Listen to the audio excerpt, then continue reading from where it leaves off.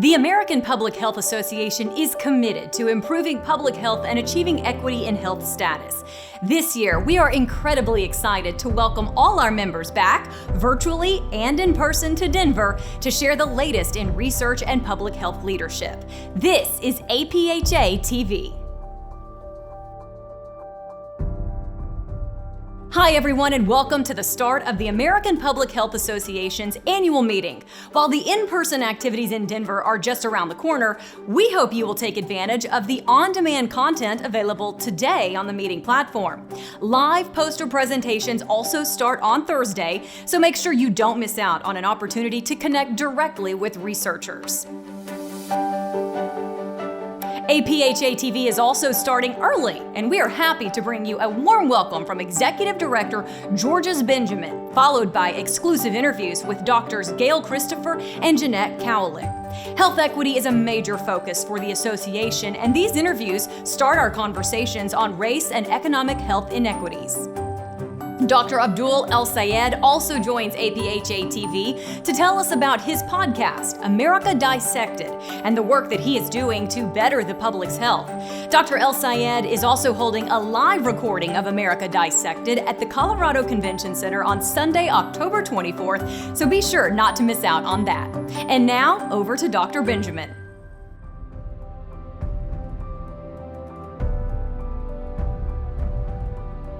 Hello. I'm Dr. Georges Benjamin, the Executive Director of the American Public Health Association, and the official kickoff of the APHA 2021 is just a week away. Please mark your calendars for the opening general session, which takes place Sunday, October 24th from 11 a.m. to 12:30 p.m. Mountain Standard Time, which is being live streamed fresh from Denver. However, don't miss the pre-meeting activities which are starting today. The virtual Navigate and Network sessions, which are hosted by APHA's membership, which take place Monday, October 18th from 12:30 to 1:30 p.m. Mountain Time. If you miss this session, it will be recorded. On-demand poster and roundtable presentations are already available for you to view at your leisure. Attend a virtual business meeting or social hour hosted by one of our member groups. And don't miss the live poster sessions on Thursday, October 21st and Friday, October 22nd. These are new for APHA 2021. Both virtual and in-person attendees have full access to this annual meeting platform. Familiarize yourself with the tool, update your profile, and opt in to the attendee list, which will allow you to send messages to other attendees and build your schedule. Be sure to visit the Networking and Engagement section of the annual meeting platform to find out how to connect with your peers in Denver or those of them that are online. I look forward to welcoming many of you at the Mile High City this Sunday and look forward to participating in all the networking and connecting available to those who will be in person in Denver. And for those participating at home, you have the access to hundreds of sessions and countless networking opportunities. Looking forward to seeing you all in Denver for APHA 2021. Please enjoy.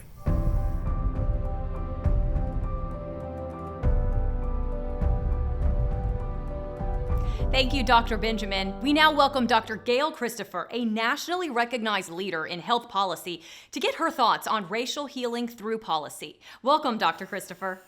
It's wonderful to be here. So this year's meeting theme is focused on social connectedness. Can you speak to the importance of racial healing for improving social connectedness?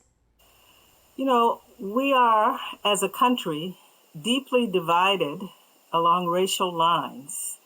We have institutionalized segregation, and when we no longer made it a government practice, we still didn't address the legacy of it. And one of the ways that we must overcome racism in this country is by building connections across racial lines.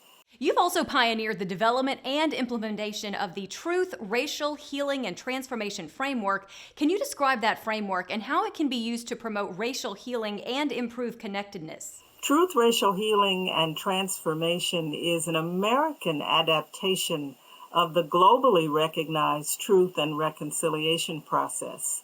And so truth, racial healing, and transformation as a framework has 5, I like to call them buckets. I know that's a very scientific term, but and sometimes we call them pillars.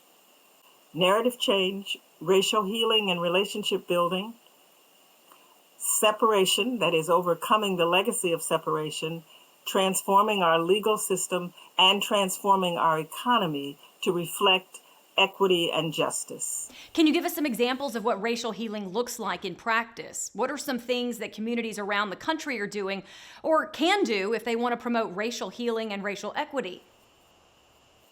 Oh, I was just on a call with a philanthropic network in Ohio, and they have trained a cadre of facilitators of racial healing circles.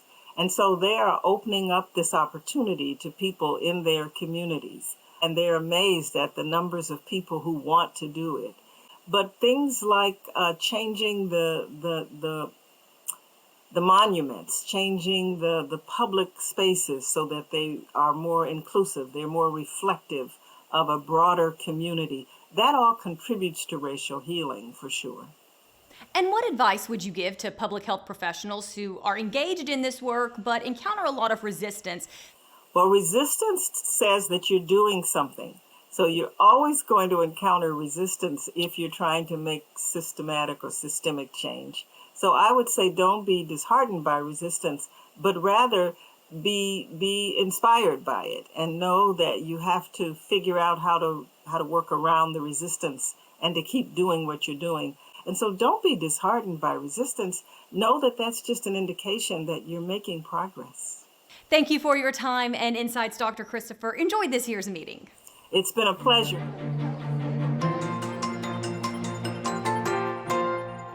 APHA TV is brought to you from the 2021 APHA annual meeting. You can find us in person at the Colorado Convention Center, in select hotels, and on the homepage of the meeting platform, as well as on our YouTube channel and Twitter feed. We are back now with Dr. Jeanette Kowalik, who is previewing her session on food and nutrition security. Welcome, Dr. Kowalik. Often when we talk about preventing chronic conditions, including obesity, the message gets simplified to eat healthy and exercise. Can you talk about why that message has not yielded major progress toward reducing obesity rates across all communities? So we know what needs to be done to live a healthy lifestyle and a healthy weight at an individual level. So if it was that simple, we wouldn't have the problem. Just acknowledging that there's policy level issues that continue to impact our public's ability to live their best lives.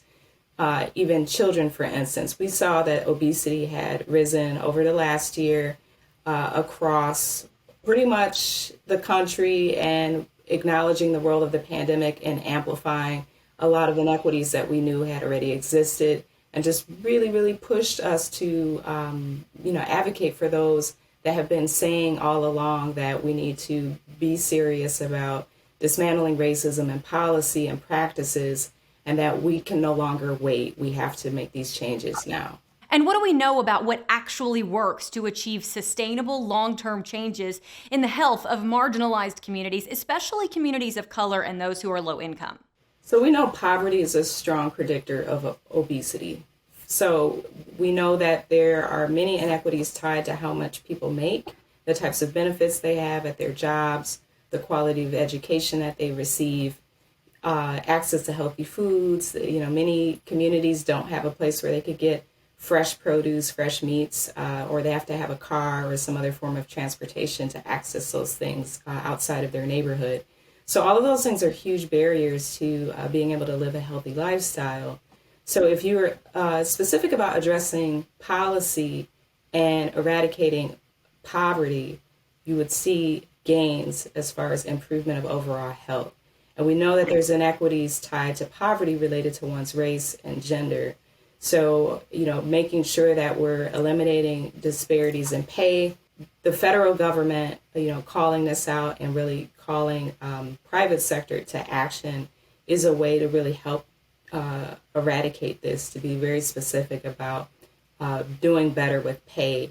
We also know that there's a number of other policy measures that can take place, and these things were outlined in the Trust for America's Health State of Obesity report, as well as our leveraging policies, our facts report, expanding access to health insurance, including the extension of Medicaid, making healthy school meals free for all students. The other is increasing funding for the Centers for Disease Control and Prevention's National Center for Chronic Disease Prevention and Health Promotion, closing tax loopholes and eliminating business cost deductions related to the advertising of unhealthy food and beverages to children, increasing the price of sugary drinks through an excise tax, and then ensuring that everyone has safe and convenient access to walking and biking trails, and that all students have safe routes to walk or bike to school. So investing in infrastructure that isn't reliant on vehicles per se can be a great benefit, but we also know for our rural and frontier communities that it's not necessarily that easy. So we have to be strategic and creative in how do we increase access in a healthy and safe manner. What investments need to be made in public health to support improved health of these communities? One of the things that I continue to recommend is allowing the community to lead the way. The community knows best, regardless of us being doctors and other clinicians and other public health practitioners, but the community has a pulse off of what's happening or on what's happening in the area, as well as the relationships and the trust that sometimes we lack. And what commitments has the Biden-Harris administration made to addressing food security and healthy communities? So we're very pleased that there has been this uplifting of addressing food security at the global and domestic level.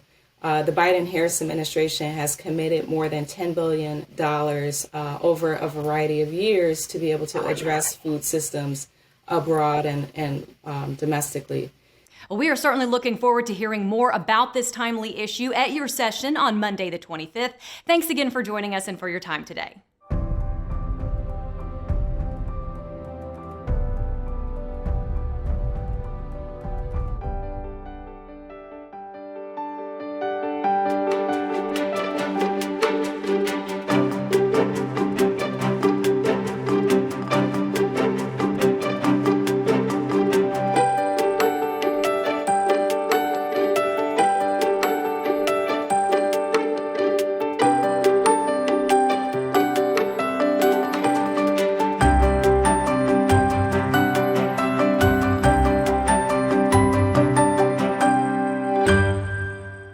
We are now happy to welcome Dr. Abdul El-Sayed, whose America Dissected podcast explores scientific discoveries, trillion-dollar policies, and cultural trends that are changing the world.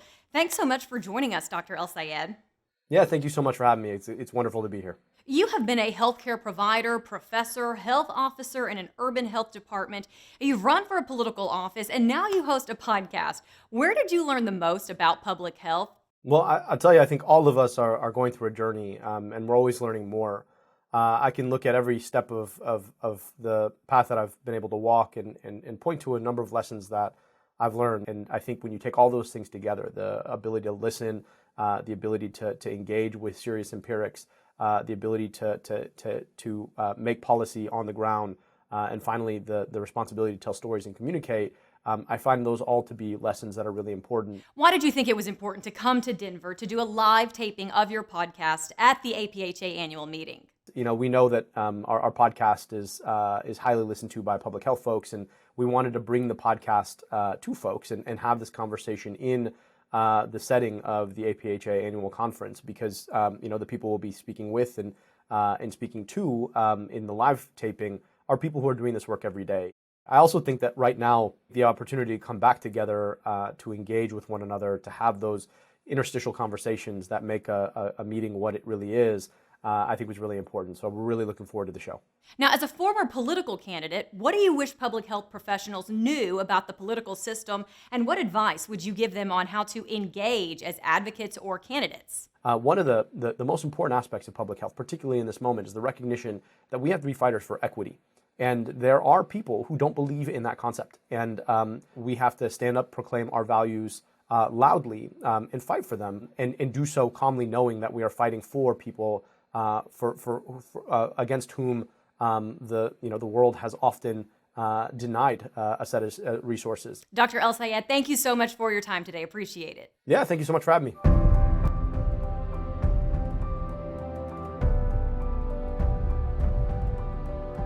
And that's all for our special pre-meeting episode of APHA TV.